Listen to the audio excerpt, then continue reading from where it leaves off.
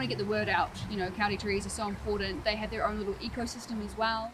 So we just want to make sure that the public is aware of this disease. You know, it's not just about staying on the boardwalks and cleaning your shoes. It's actually about being aware if you've got kauri trees on your property, you should get in contact with a charity or a trust or Auckland Council to try and figure out what you can do.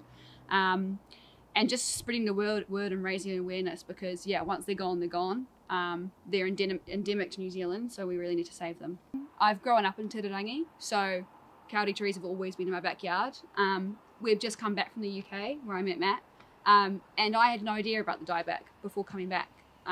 It's not until recently that I started working on a bid for Tane Mahuta, and I got to kind of researching about Kauri Dieback, and we actually discovered this charity, and we went on a walk with the arborists in the Waitakere Ranges, and we basically learnt that it's a really huge issue at the moment, and not many people know about it. So it means a lot to try and save the kauri trees, because they're a very, like I said, iconic part of New Zealand, Aotearoa. Yeah, and we moved to this place a few months ago and identified one of the trees in particular being dead at that point. We were fortunate to go on a walk with Kauri Rescue, and they kind of schooled us up with the ways of treating and how to get in touch with them.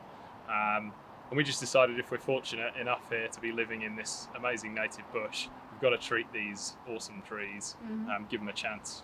We have got a kit that we got from the Kauri Tree Rescue charity. We number the tree, we measure it, we analyse the moss and lichen on the tree, the canopy health, take some pictures, locate those coordinates, and then we actually do an assessment of the tree in terms of whether or not we notice any basal bleeds.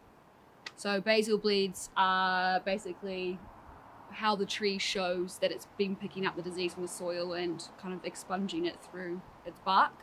So we go around the tree in 20 centimetre increments, measure it, and then note down where those bleeds are. And then we note it all down on a big data sheet. And then from that, we actually determine how many courses or injection doses we give the tree based on that. For that, we've been mixing up phosphite here with water to a varying percentage that you decide on based on the state of the tree and how much you'd like to give it. You might be able to see behind, but we've drilled into the tree just using kind of like a soft drill. We mark so many around the edges based on the circumference of the tree, and then we go about injecting the phosphite solution into those holes, and then once the solution has made its way through the tree in about an hour or so, we'll remove those injectors and then just fill the holes with a kind of non-toxic silicon sealant. And that's a treated tree for you. Yeah, but basically it's a scientific trial. So we are participating in a scientific trial to gather data for this charity, in the hopes that we can basically figure out if this is going to be a means of actually trying to prevent the Kauri Dieback from getting worse. So hopefully it works. Fingers crossed.